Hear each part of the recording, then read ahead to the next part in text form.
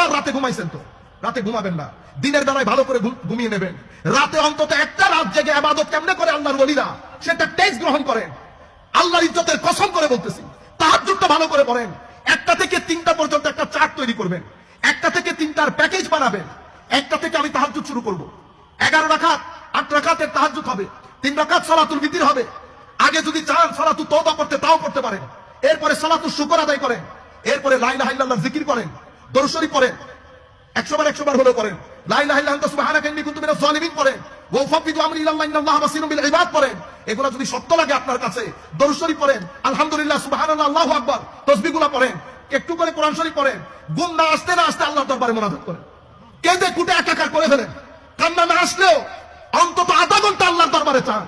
মানে রাখবেন, আমার আল্লাহ যদি আমাদের চেয়ে বড় বড় লোক যারা এই রাস্তায় ছিল না, আমার আল্লাহ তাদেরকে কাউকে বিশির আল হাফি করেছে, কাকে ফুদাইল ইবনে ইয়াস করেছে, আপনি কল্পনাও করতে পারবেন না কোন কোন ব্যক্তিকে কোন কোন জায়গা থেকে তুলে কোন জায়গার মধ্যে পৌঁছেছে আমার আল্লাহ।